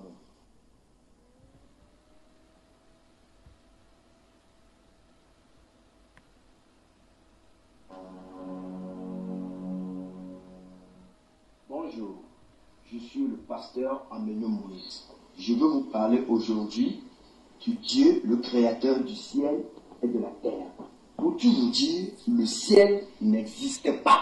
Il n'y a nulle part qu'on appelle le ciel. Ce que nous voyons en l'air là n'existe pas. Ce n'est que notre vue qui est limitée là-bas. C'est comme tu vas à la plage. Tu vas à la plage, tu verras à l'horizon, c'est comme le ciel touche la mer. Ça ne touche jamais la mer, c'est notre vision qui est arrêtée là-bas. Maintenant, on nous a présenté un Dieu qui constitue le créateur du ciel et de la terre.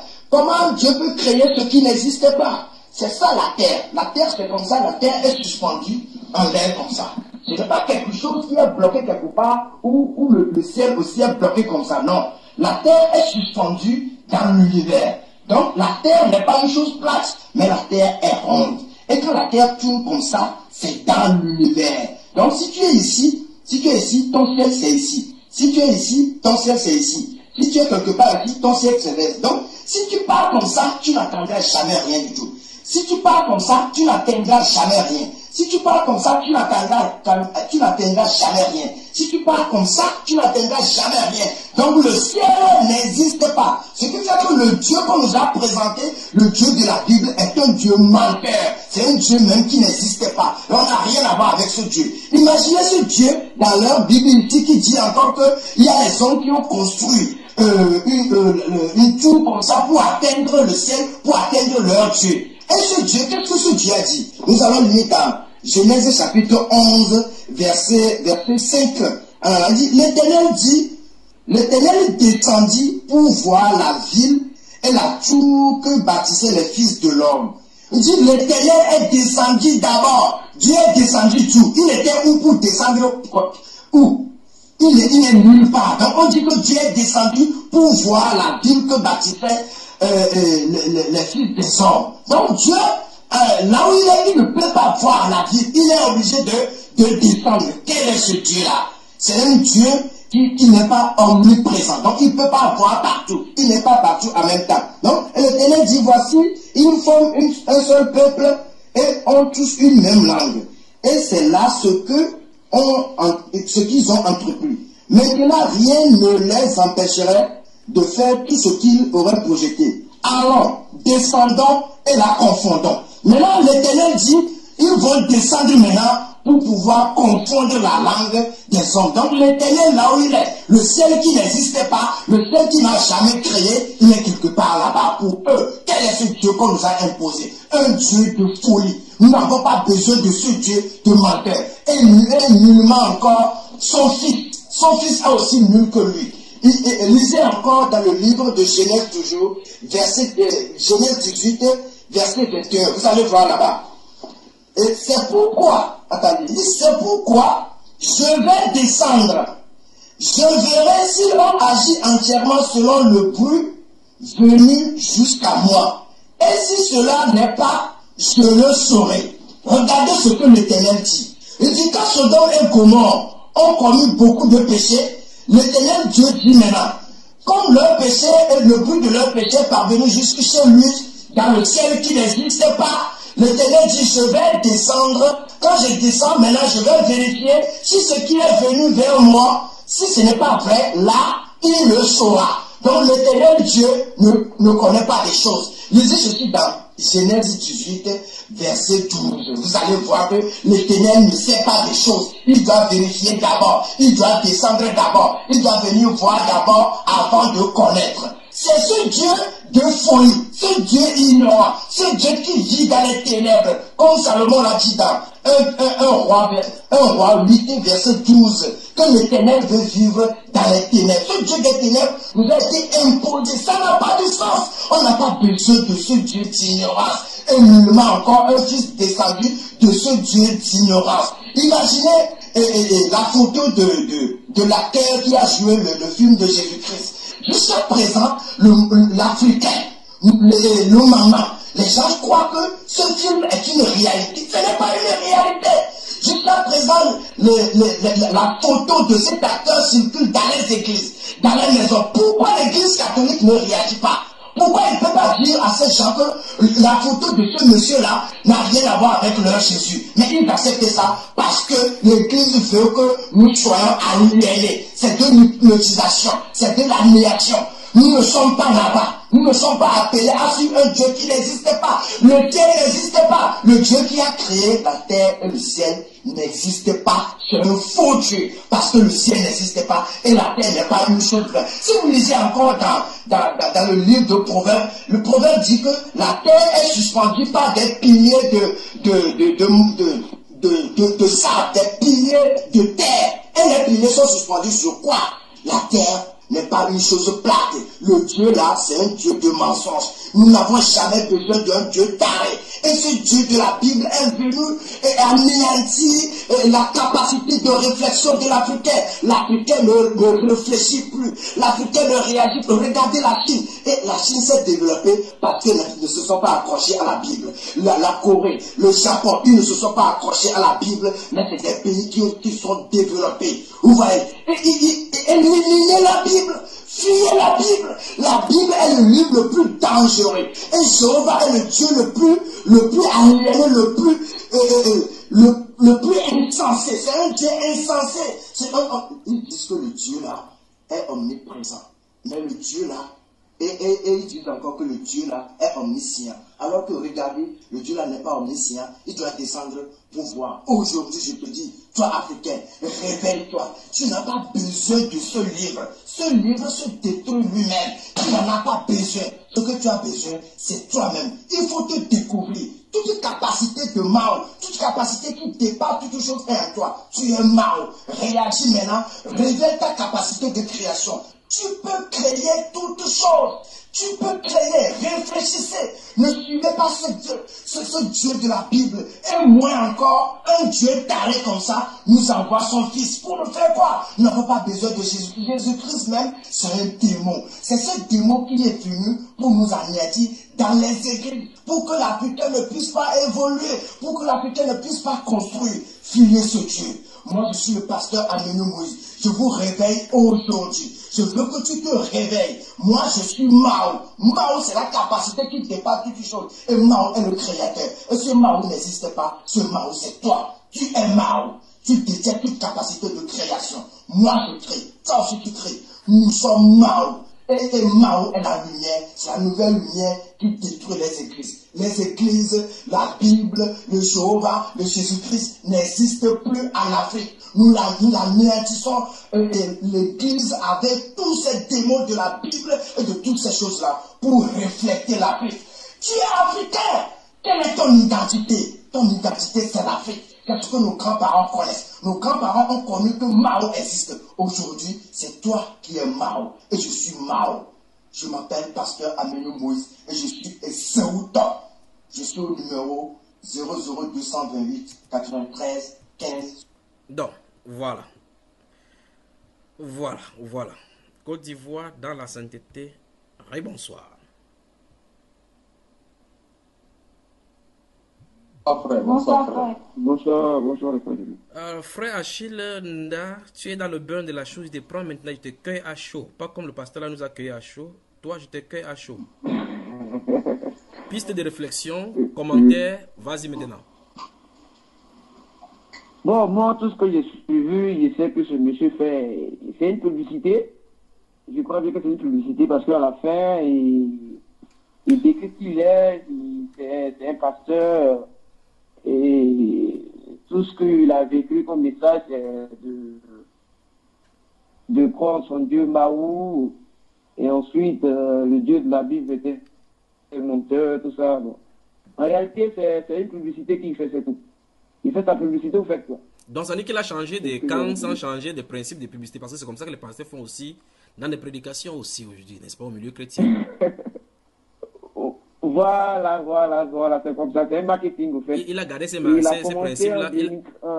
il a commencé ces principes-là, il a gardé ça du christianisme quand il y était. Voilà, c'est ça. Tu as la parole, mon frère, vas-y. Bon, maintenant, en fin de compte, il veut dire que, bon, je ne sais pas si c'est la même chose que j'ai compris. Bon, le développement en soi qui met en évidence ici, que de faire confiance à son Dieu Mahou, et ensuite... Mais qui est ce Dieu Mahou? Dans les premiers temps, bon, moi je ne le connais pas, c'est ce qu'il fait comme publicité. Mais dans les premiers temps, il fait croire que les cieux n'existent pas, et que Dieu n'existe pas, son Fils n'existe pas, mais en même temps, il oublie que la terre existe. Donc, d'une part, il défie en même temps la science, et en même temps, il croit aussi à la science. Donc, d'une part, c'est flou dans tout ce qu'il dit, c'est carrément flou, mais on voit en définitive que c'est une publicité qu'il recherchait derrière, c'est tout. C'est une publicité. Oui, mais le titre de sa vidéo, c'est un pasteur dépassé des bêtises bibliques. Il est d'abord dépassé. Et d'après ce qu'il a pris, d'après ce titre-là, les quelques versets, parce qu'il pourra dire qu'il pourra en citer comme ça pendant des milliers des heures. Et c'est quelques passages là où Dieu descend pour voir, pour découvrir si les informations qui lui sont arrivées sont vraies. Il a oublié de citer même Genèse chapitre 6 où Dieu se repentit d'avoir fait l'homme sur la terre. C'est comme si Dieu ne savait pas qu'il pouvait faire l'homme. Il a oublié le chapitre 3 où Dieu pose la question à Adam. Adam, où es-tu? Comme s'il ne connaissait pas, ainsi de suite. Vous vous souvenez que je parle chaque fois des enseignements des pierres d'achoppement dans la Bible, n'est-ce pas? Oui. Les voilà, vous commencez à les rencontrer. Je crois que le moment a d'arriver où il doit prêcher sur les pierres d'achoppement que Dieu lui-même a mis dans la Bible. Voilà là où ça a été celui-ci. Alors, qui d'autre prend la parole?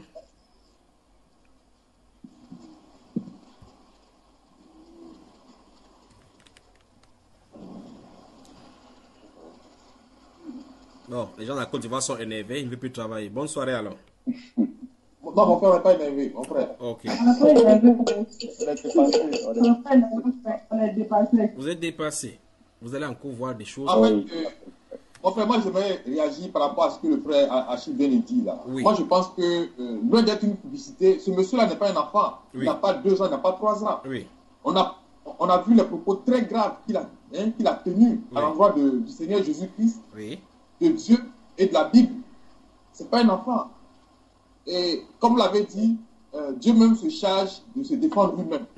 Donc moi, je dirais que il faut un Jérémie, il faut un Ézéchiel pour prophétiser tout de suite. Prophétise alors, mon frère, prophétise, puisque tu t'appelles Paul. Non, mais pour vous, c'est grave. C'est grave. Bon, vous pouvez le faire, mais vous avez déjà donné la réponse. Dieu même se charge de lui. Donc, on n'a pas vraiment, ce qu'on peut faire pour lui, c'est de prier pour. Bon, je ne sais pas si on doit prier pour son âme, mais vraiment, lui là, il est irrécupérable. Parce que là, il vient de créer sa tombe là. Sans le savoir, il est mort vivant. On va aller doucement, sans émotion, d'accord? C'est vrai qu'il a attaqué votre Bible, attaqué les chrétiens, mais je vais jouer le rôle d'arbitre ici, d'accord? La question que je te pose, la question que je vous pose, c'est que ces garçons, les allégations qu'il a dites concernant votre Bible, a-t-il raison? Il a pris des versets bibliques, il a prouvé que le Dieu de la Bible n'est pas omniscient, n'est pas omniprésent, puisqu'il est obligé de descendre à Sodome et à Gomorrhe pour vérifier si les informations qui lui sont parvenues sont exactes. Donc Dieu est obligé de descendre, c'est comme s'il ne savait pas. On a vu effectivement comment il a lu dans le livre de Genèse chapitre 18, comment Dieu est venu pour dire, les cris sont parvenus. Quand il est venu, il dit que les gens ont construit les gratte-ciels pour trouver Dieu. Il a dit que il a pris le globe terrestre en disant que celui de ses côtés, c'est le ciel de ses côtés-ci pour montrer que la bêtise de croire qu'il y a un ciel quelque part. Puis il dit que le ciel n'existe pas, Dieu n'existe pas. Alors je te pose la question, y a-t-il un argument contre ces garçons parce qu'un enseignement est contrôlé par un enseignement?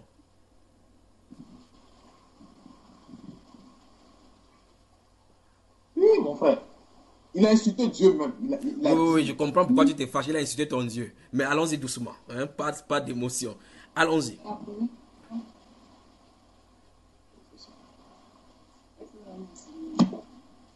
Y a-t-il des choses qu'il a dites? Y a-t-il des choses qu'il a dites dont tu peux présenter le contraire. Il a dit que Dieu n'était pas omniscient, Dieu n'était pas omniprésent, Dieu ne connaissait pas tout, omnipotent, en prenant des versets dans la Bible pour dire, ok, à partir de cela, la conclusion c'est que Dieu n'est pas omniscient, puisque si Dieu dit à Abraham que le cri de Sodome est monté jusqu'à moi, je suis descendu pour voir si ce qui m'est arrivé est exact. Ça montre que il avait besoin de se déplacer pour comprendre. Il a besoin qu'on lui donne des rapports concernant Sodome et Gomorrhe pour qu'il puisse savoir que là-bas c'est grave. Alors, de ces versets, il conclut que Dieu n'est pas omnipotent, Dieu n'est pas omniscient. Qu'est-ce que vous en dites?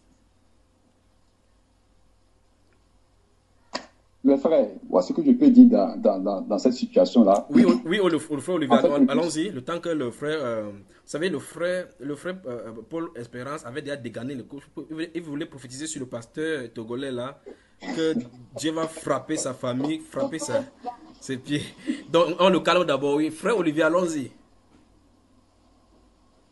Alors, frère, ce que je veux dire, en fait, lorsqu'on entend parler de ce monsieur-là, en fait, il a une compréhension littérale des Écritures. Oui. Lorsqu'il dit que, ouais, il prend le passage de Genèse chapitre 11 et puis celui de Genèse chapitre 18, où on parle de Dieu qui est descendu, bon, c'est une compréhension littérale de ces passages-là. Quand on dit Dieu est descendu, ça ne veut pas dire que ouais, Dieu étant descendu ne contrôle pas tout l'univers, ou il n'est pas omniscient.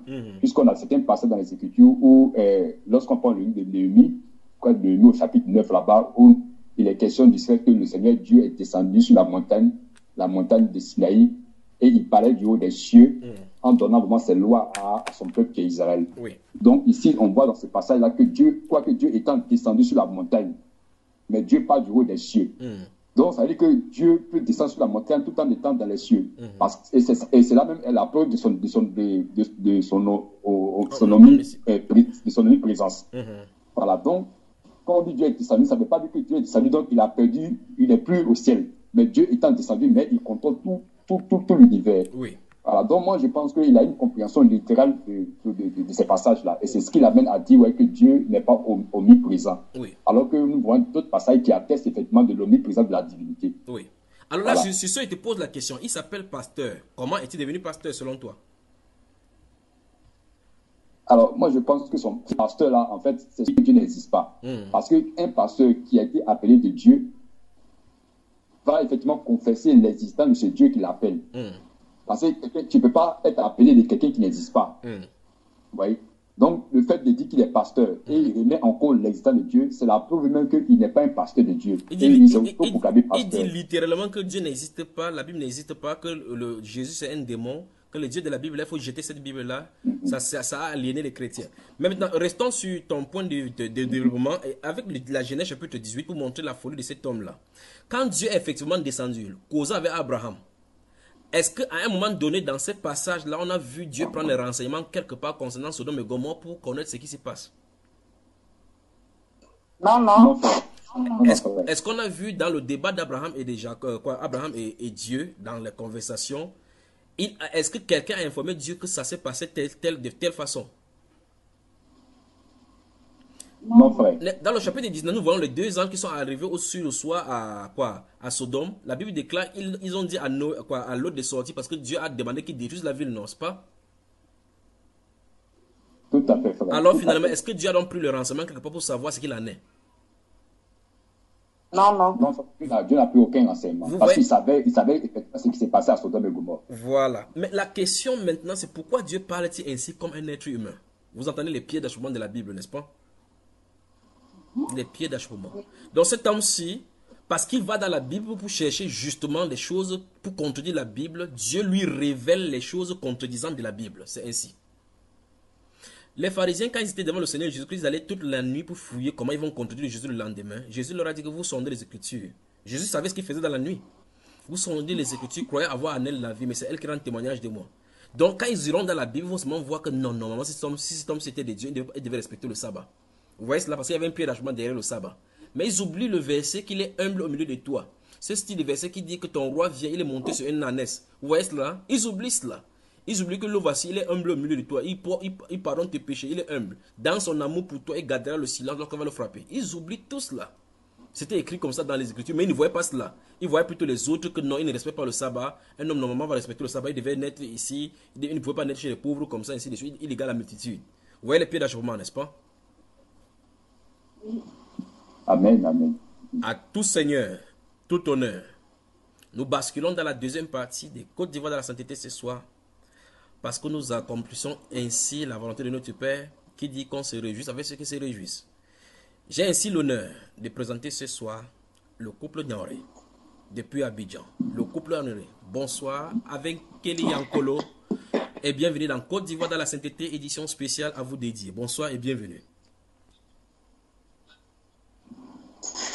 Shalom, shalom, bonsoir, bien-aimé, bonsoir. Voilà. Bonsoir tous les frères, bonsoir frères. Je prends une ponctuation musicale vous concernant et puis je reviens, on va commenter, d'accord? Oui. Que Dieu vous bénisse, que Dieu vous bénisse. Pasteur, Oui. merci beaucoup. Oui, que Dieu vous bénisse, que Dieu vous bénisse. Amen. Amen. Voilà. On les... Si quelqu'un a à dire, qu'il le dise maintenant, ou qu'il se taise à jamais, car ce que Dieu a uni, l'homme ne doit pas diviser. C'est ça, monsieur le maire, André Fenda, tu as raison. Et des extraits de l'épître de Paul aux Corinthiens, il voudrait nous situer sur l'importance du mariage. Ce n'est pas une aventure, c'est plutôt un sacrifice. Chacun de vous doit savoir qu'il appartient à Dieu. On n'a pas autorité sur son corps. On n'a pas autorité sur son corps. Ceci est la volonté de Dieu qui a dit que l'homme et la femme deviendront une seule chair. C'est vrai, mon ami. On n'a pas autorité sur son corps. La femme n'a pas autorité sur son corps. Ceci est la volonté de Dieu qui a dit que l'homme et la femme deviendront une seule chair. C'est vrai, mes amis.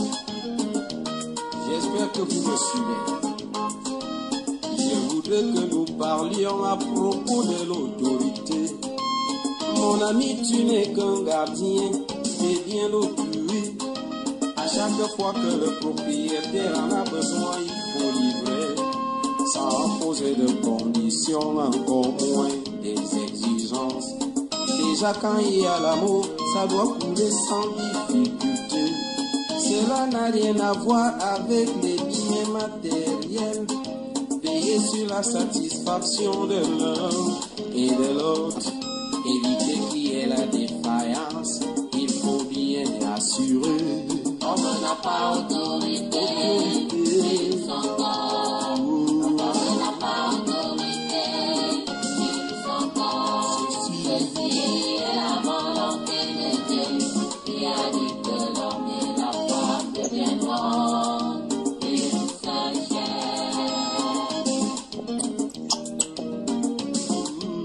Mon ami, on n'a pas autorité sur son corps. Mon ami, on n'a pas autorité sur son corps. Ceci est la volonté de Dieu qui a dit que l'homme et la femme deviendront une seule chair. Ah ah! Simon Bass, je te suis, on y va. Ah oui, c'est ça. On va mollo, mollo, mollo comme des chrétiens. On respecte les mariés, la femme à l'honneur. Chacun de nous se souvient de ces bons moments, surtout nous les mariés. Tant pis pour les célibataires. C'est ça. Ah oui, on y va. Pasto et Mamissa, je sais que vous m'écoutez. Voilà. Le corps de la femme appartient à son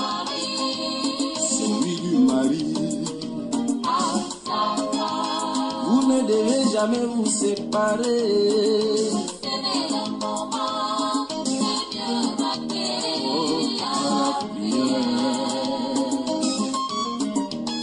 C'est vrai, tu le sais bien, Pablo, avec Christian. Le corps de la femme appartient à son mari, celui de son mari. Vous ne devez jamais vous séparer.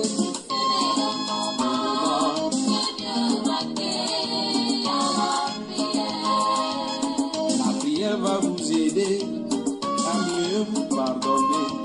S'il n'y a pas de pardon, sachez que vous n'êtes pas marié. Ce n'est qu'une association de deux individus cruels. Vous ferez mieux de vous séparer au lieu de faire semblant. Le corps de la femme appartient à son mari, celui du mari. Vous ne devez jamais vous séparer.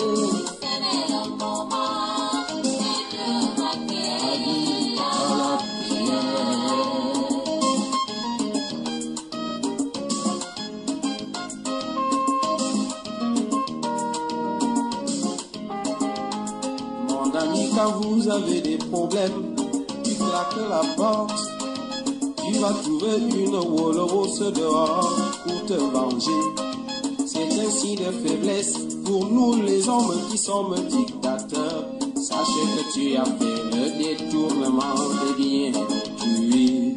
Et toi ma chérie, tu comptes toujours sur ton petit chantage. Dans les petits problèmes, tu programmes le dimanche. Tu lui fais le tourne-dos assaisonné de l'emballage. C'est-à-dire tu mets deux culottes, tu ajoutes le pantalon. Et au-dessus de tout ça, tu enfiles ton cabangondo. On appelle ça la confiscation et détention des biens d'autrui. C'est vrai, c'est très grave. Le corps de la femme appartient à son mari. Mari. Vous ne devez jamais vous séparer. Voilà. Côte d'Ivoire dans la sainteté, bonsoir. Merci à notre bien-aimé le frère Rance. Ouais. De cet extrait de sa musique en pour titre Autorité, que vous pouvez également trouver gratuitement sur YouTube. C'est l'artiste camerounais Rance. Rance s'écrit R-O-N-Z. Le titre c'est Autorité. Je crois que, comme j'ai dit à l'entrée ici, à tout seigneur, tout honneur. Le couple Niaoré, bonsoir encore et bienvenue. Bonsoir. Le frère Niaoré, c'est le chef de famille. Qu'est-ce qui t'inspire cette musique de Rance?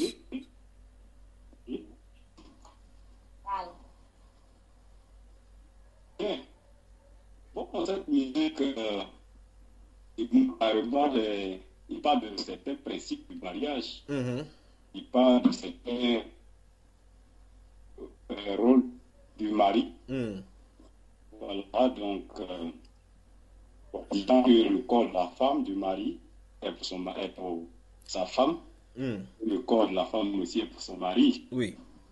Bon, comme l'Écriture dit, que l'homme ne doit pas priver le corps de sa femme et c'est ça. Ça, j'ai retenu ça. Il a parlé aussi de l'autorité. Voilà, effectivement, la parole dit que l'homme est une autorité.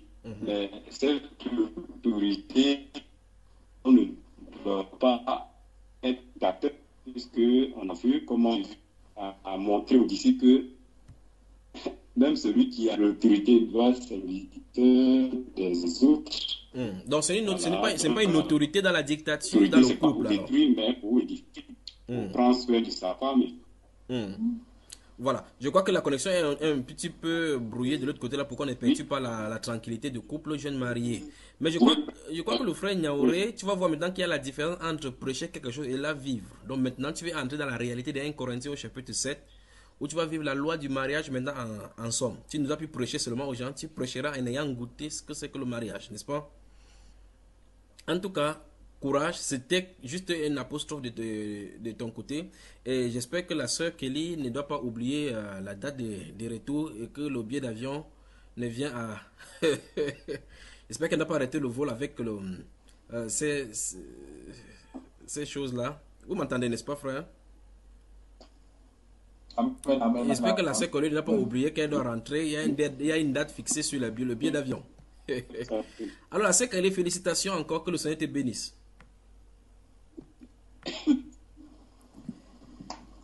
Amen. Merci beaucoup, bien-aimé frère. Tu es à l'aise, n'est-ce pas? Merci beaucoup. J'ai comme l'impression que tu as encore pris un coup de jeûne là. Ça fait longtemps. Oui, très à l'aise. Je m'en rends bien. Le mariage est délicieux. Qu'est-ce que tu peux dire aux jeunes sœurs qui disent que les hommes dérangent, qu'elles sont fatiguées, il n'y a pas d'hommes sérieux? Qu'est-ce que tu peux leur dire alors comme conseil?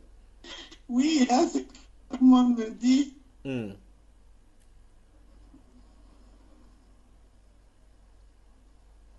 Pire aussi de se décourager, que le Seigneur nous oublie personne, qu'elle persévère.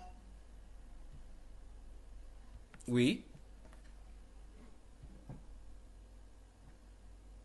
Je crois qu'on a quelques soucis de connexion là-bas vers la Côte d'Ivoire. J'espère qu'il n'y a plus de tempête à Abidjan maintenant. Alors Abidjan, que le Seigneur a pris. Oui, là, je crois que la connexion c'est un petit peu... oui. Oui, je crois que la connexion c'est un petit peu stabilisée là maintenant. Oui, ma soeur, le conseil?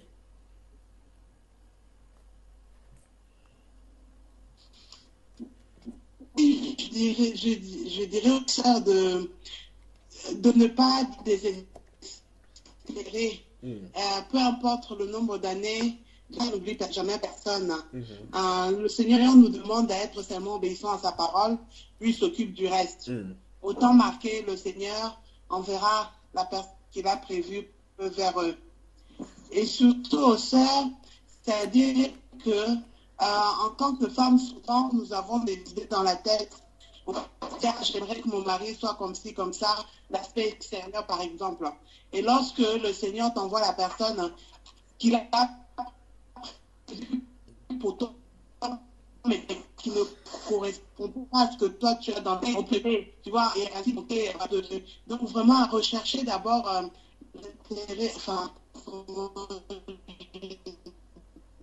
oh là là, la sœur qui est en train de donner des bons conseils là, mais là. En fait, à chercher d'abord de la personne, les qualités de... Oui, la sœur Kelly, on va revenir sur ces conseils-là que tu es en train de donner parce que là, la connexion n'est pas bonne. Je crois que l'édition prochaine, je ne sais pas quand vous travaillez encore, tu dois revenir sur ces conseils-là parce que maintenant tu es devenue la maman conseil. Tu dois devoir conseiller les jeunes filles pour qu'on puisse avoir aussi à apprendre de toi. Je crois que la connexion n'est pas stable dans la Côte d'Ivoire. Vous voyez que la connexion n'est pas stable, n'est-ce pas? La connexion n'est pas stable. Côte d'Ivoire dans la sainteté. Amen. Côte d'Ivoire dans la sainteté, bonsoir et bonne soirée. Oui, amen. Bonsoir, frère. Bonsoir, frère. Bonsoir, frère Junior. Oui. Frère Junior. Oui. Bonsoir, frère. Oui. Alors, si tu peux me rappeler le nom de chanteur là. C'est Ronz. Il s'appelle Ronz, R-O-N-Z. R-O-N-Z. Vous tapez sur YouTube, Ronz, autorité, et puis son petit sortir. Bonne soirée.